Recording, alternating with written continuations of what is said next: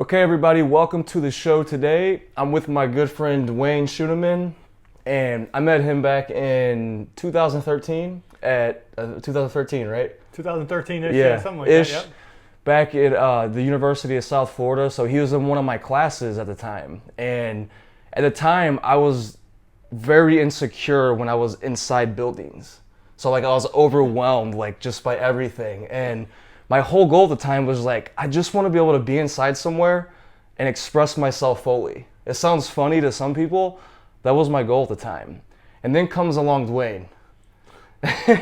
I see him in class, and he is exactly the vision of what I want it to be. And I used to tell you this all the time, in that way, to where Right. you're like expressing yourself fully. You don't care what anybody thinks. Like at certain points, he was even calling out the teachers, but in like a good way, in like an educational way. So I knew that there was something magical about him, and as I started to get to know him more and more over the years, it just started to be revealed to me.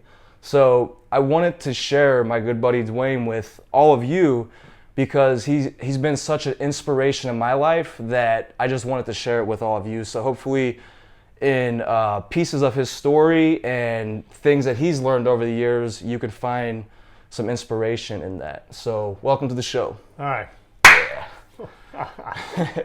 Thanks, Tony. Thanks. Yeah. I'm happy to be here, man. Definitely, I'm happy to be man. here. I'll definitely say knowing Tony over the years has been evidence that when you find your tribe and your vibe are the same, your life and the things you're trying to achieve just happen more automatically.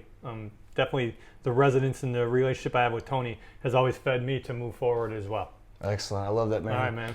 So let's get right into it. So before we go in and dive into Dwayne's story, I just wanted to talk a little bit about what's actually going on in his life right now and what's been going on the last couple of years in your life. So if you just want to tell us a little bit about you and what you've been up to.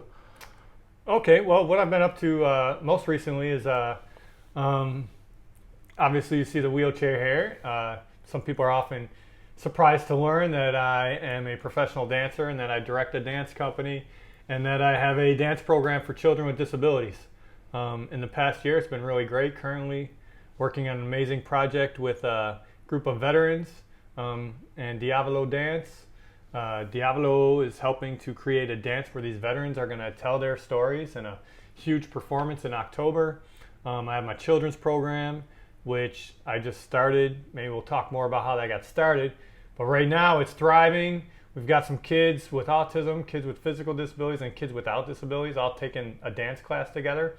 And this year we're going to pilot our first week-long summer camp and bring in some other artists to give the kids a different sort of flavor, a different way to express themselves, not just through dance. And I expect this pilot program to go well this summer, and next year open up several weeks, maybe the whole summer. We'll see how it goes. That's awesome, man. So as you can see, Dwayne's out here and he's doing things, making things happen, using his life as inspiration, right? As inspiration to kind of like move forward and help the community that you're a part of. You're also going to London, right, next month? Oh, yeah. What am I thinking? Yeah, I've got a trip coming up to London. I'm going to perform and dance and teach in London. In September, going to perform in Miami. We're performing in London in July, perform in Miami in September. And then my dance company, the dancers I work with, and I are going to Poland for 2 weeks.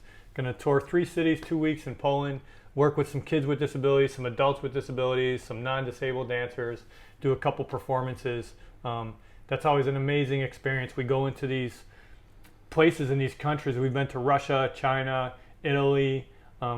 Now we're going to Poland, these environments where accessibility just isn't a thing. And when we go in there with some disabled dancers, teaching some class, because our classes are about much more than just dance. It's just about humanity and living and just being your full self.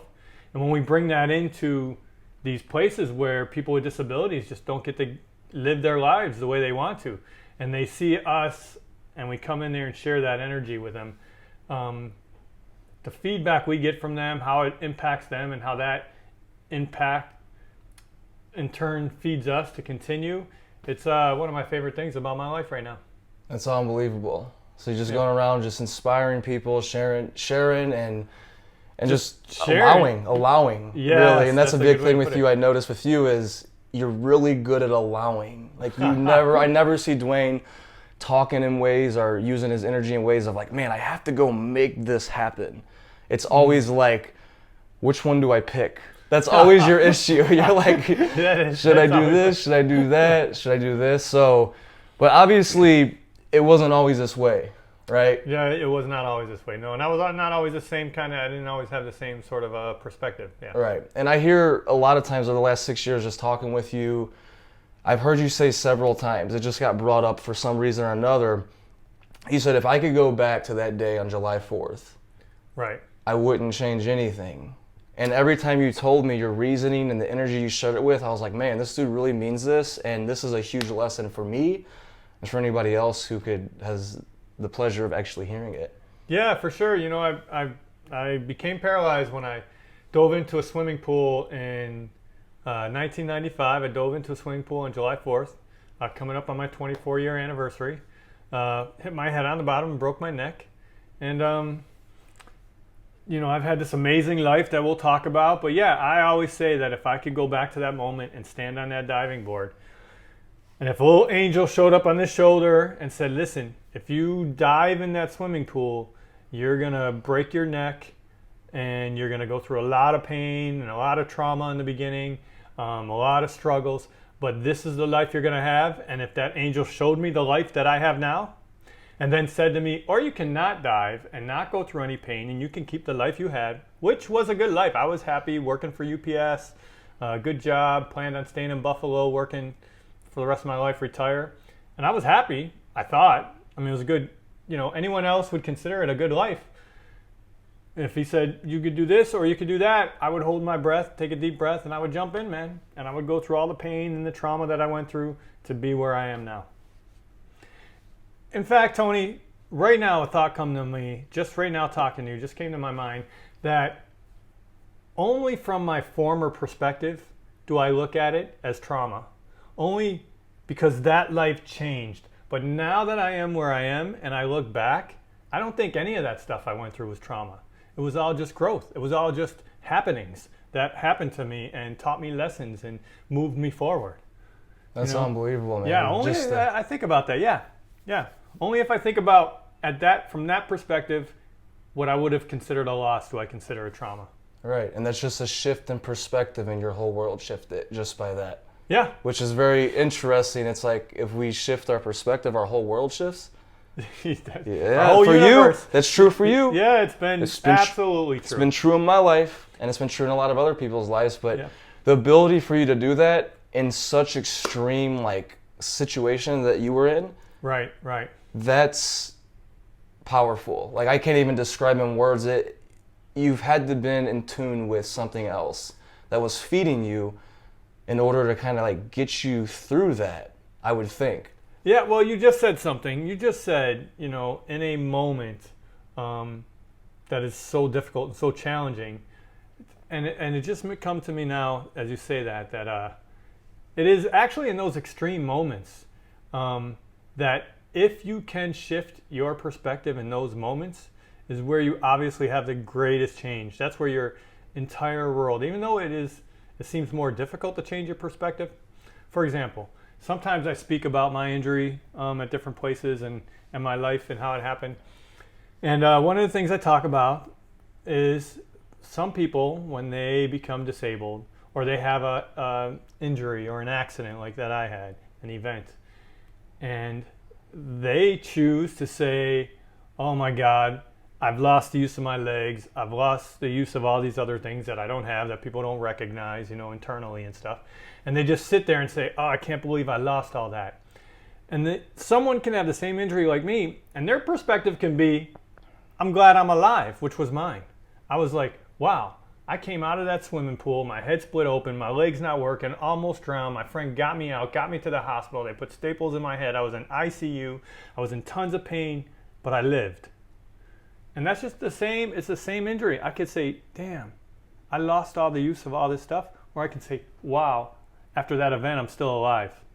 And I chose that route. And here I am, man. And here you are, living, traveling around the world, like going into countries like Palestine to where they're way behind. Way behind. When it comes to accessibility with like wheelchairs, or even with probably anybody with any special needs. I'm sure they're way behind.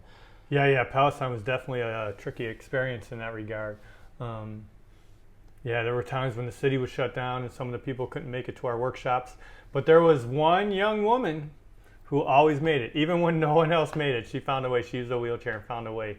Yeah. She had that fire. Yeah, and she fed me in return. She fed you, yeah. Yeah. So that's amazing. So I see that's what's happening with you too. Is like the more that you travel, I'll go back. Like Dwayne just left. 4 years ago? You left to go to San Francisco to join a professional dance company and travel with them around the United States, doing the same thing. Doing the same thing. Yeah. Teaching, bringing out awareness, and performing. Yes. So you did that, and I noticed that the more that you take on different roles like this, you just come back like light. You're just lit up. You know, you just get fed from it. Yeah. And this is just something to take back for all of you, that you could look at your life, the things that happen to you, no matter what it is as extreme as what Dwayne went through, or if it even the minute things. I know, like, sometimes in my life, the minute daily things that piss me off, I'll let it derail me for a moment. Then I'm like, wait. And I think back, wait, I just got to shift my perspective because I know the truth of that. Well, we could do this with anything that's traumatic. I know a lot of you probably have trauma in you, just how I do, just how Dwayne does. So understand that you could shift that trauma by shifting your perspective the same way that Dwayne did. And a lot of times you'll find that your opportunity is right in the space or the industry or the sphere of your trauma. Yes, definitely. One of the things about my disability, that when I acquired this disability, it introduced me to this whole community that I was never, I was kind of like, oh, there's some disabled people in this world, but I wasn't really aware of what their community and their lives and what it was like to be disabled. And, having this event happen to me, it kind of connected me with a community I never would have been connected with, and I've learned so much from them. That's just another perspective where I can be like, okay, I'm disabled now. Now I'm meeting all these other disabled people, and they're teaching me so much. Right, it's unbelievable. So before we close this out here, I just want to ask you one last thing before we move on. So say that you just had one thing that you just wanted to share with the world. Say like your nieces, nephews are watching this video, people you care about and love about are watching this video. And you just had to share one thing with them briefly that could, like, a life lesson or whatever that may be. What would you say to them? Well, I was thinking about something as we were talking. By someone else's standards, maybe my life isn't so great. But by my standards, they are. What happens for me?